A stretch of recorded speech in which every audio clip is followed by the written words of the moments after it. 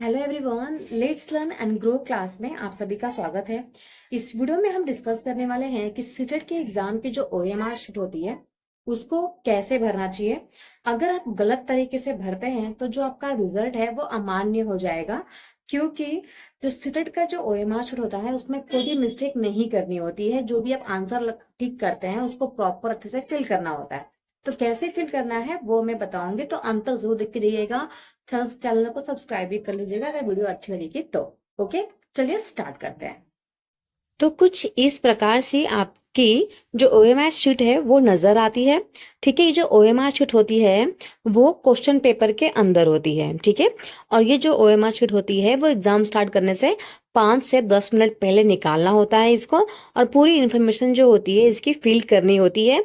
जो भी इन्फॉर्मेशन आप फिल करते हैं बहुत ही ध्यान से फिल करना होता है, क्योंकि इसमें अगर कुछ मिस्टेक हो गया तो इसको सुधारा नहीं जा सकता है। ठीक है, क्योंकि ये पूरा कंप्यूटराइज्ड होता है और कंप्यूटर में डालकर ही इसका आंसर निकाला जाता है। ठीक है, तो अगर आप किसी में भी गलती से टिक कर देते हैं तो वही आंसर को माना जाएगा।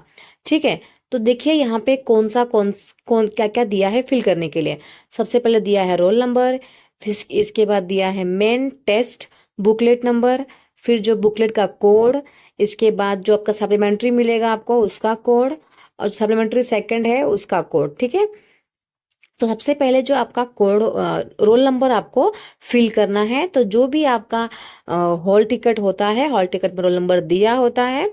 ठीक है, 8 नंबर का आपका हॉल टिकट जो रोल नंबर है वो होगा, वो आपको इसमें फिल करना है। ठीक है, फॉर एग्जाम्पल आपका रोल नंबर जो है वो है 8, 9। ठीक है, इसके बाद 1, 0, 1, 1, 1, 2। तो आपको इसके अकॉर्डिंग आपका जो नंबरिंग दिया है ना पे 0, 1, 2, 3, 4, 5, 6, 7, 8, 9 उसको फिल करना है। तो फर्स्ट कॉलम में हमने क्या लिखा, 8 लिखा, तो आपको यहाँ पे 8 को बहुत ही अच्छे से क्या करना है, फिल करना है। फिर सेकंड में हमने क्या लिखा, 9। तो सेकंड वाले कॉलम में आपको 9 को बहुत ही अच्छे से क्या करना है, फिल करना है। फिर हमने थर्ड कॉलम में क्या लिखा, 1। तो आपको थर्ड कॉलम में 1 फिल करना है। फिर हमने फोर्थ कॉलम में 0 लिखा है ना, तो आपको यहाँ पे 0 फिल करना है। फिर 1 फिल करना है, फिर 1, फिर 1 और फिर 2। समझ में आ रहा है आपको? तो ये जो रोल नंबर है उसको बहुत ही ध्यान से फिल करना होता है। अगर आपने यहाँ पे 2 के जगह पे गलती से 1 को फिल कर दिया ना, तो आपका, अगर आप उसको कैंसिल भी करोगे तो भी ये वैलिड नहीं माना जाएगा। ठीक है, तो सबसे इम्पोर्टेंट होता है फिल करना रोल नंबर। रोल नंबर बिल्कुल भी आप गलत फिल मत कीजिएगा।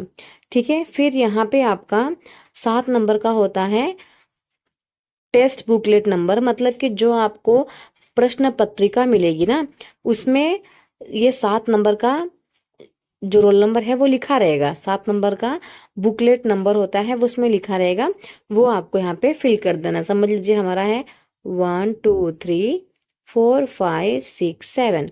ठीक है, तो आपको फर्स्ट कॉलम में 1 को फिल करना है, सेकेंड में 2 को, थर्ड कॉलम में 3 को, फोर्थ कॉलम में 4, फिर 5, फिर 6 और फिर 7। इसको बहुत ध्यान से फिल करना होता है, बिल्कुल भी मिस्टेक अलाउड नहीं होती है। आप एक ही कॉलम में दो दो बार फिल नहीं कर सकते, आप इसको क्रॉस भी नहीं कर सकते हैं, ये सब कुछ इनवैलिड होता है।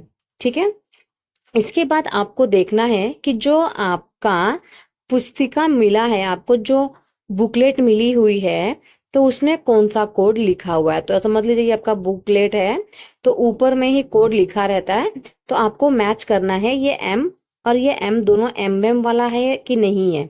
ठीक है, तो दोनों सेम, आपको मतलब मोस्टली दोनों सेम ही आता है। 100 में से एक ऐसा होता होगा जिसमें बुकलेट नंबर जो है वो अलग होता है और जो ओएमआर शीट में जो कोड दिया रहता है वो अलग होता है।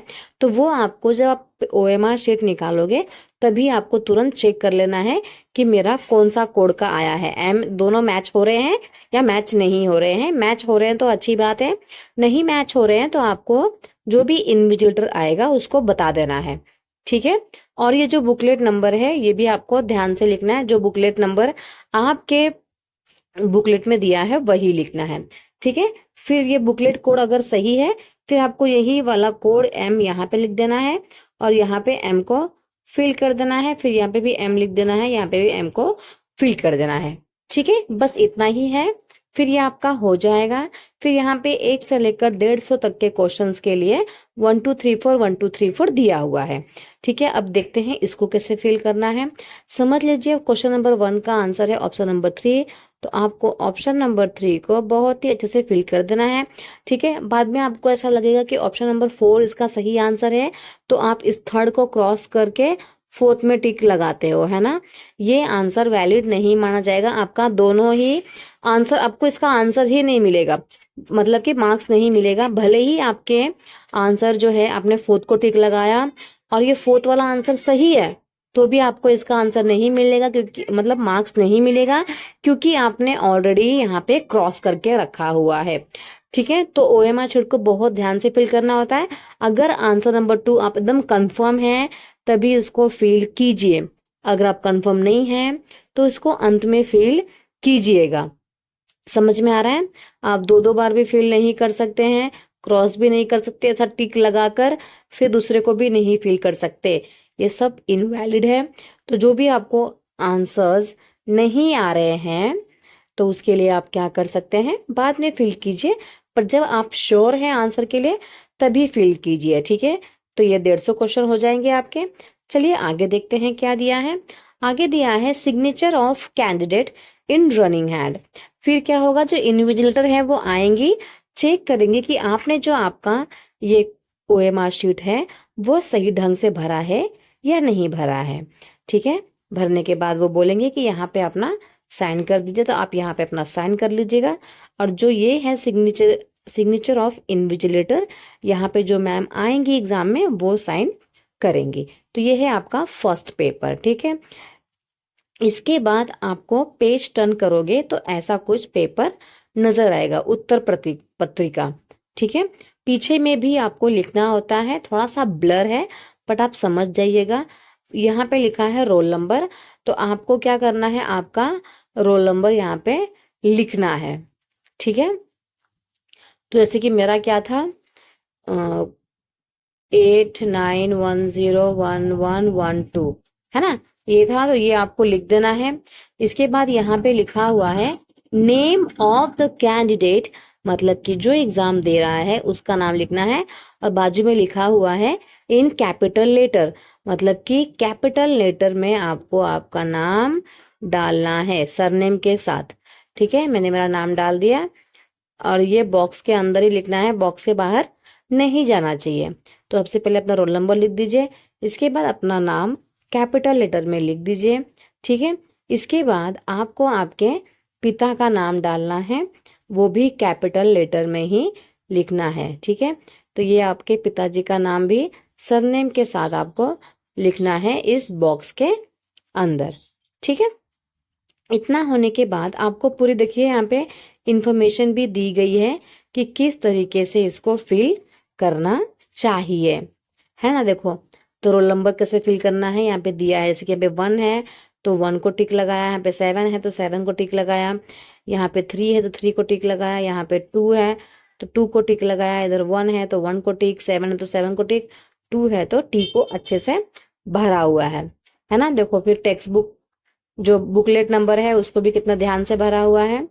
ठीक है, तो इस प्रकार से क्या करना होता है, आपको आपका पेपर भरना होता है। ओके, बस पीछे में इतना ही दिया हुआ है। इसके बाद देखिए यहाँ पे दिया हुआ है किस प्रकार से आपको भरना है, तो ये आपका नंबर है, इस प्रकार से आपको रोल नंबर भरना है एकदम ध्यान से। और देखो कितने अच्छे से ब्लू ब्लू ब्लू फिल भी किया है, तो आपको ऐसे ही अच्छे से फिल करना है, बिल्कुल भी वाइट वाइट दिखना नहीं चाहिए। ठीक है, और ये आपका प्रश्न पत्रिका का बुकलेट नंबर है, इसके बाद ये कोड, और इसके बाद 150 क्वेश्चन के आंसर आपको इस तरीके से ही फिल करना है। ठीक है, तो आई होप आपको समझ में आ गया होगा, समझ में आ गया है तो चैनल सब्सक्राइब कर लीजिएगा और लाइक कमेंट शेयर जरूर कीजिएगा। Thank you so much everyone. मिलते हैं नेक्स्ट क्लास में एक इम्पोर्टेंट वीडियो के साथ।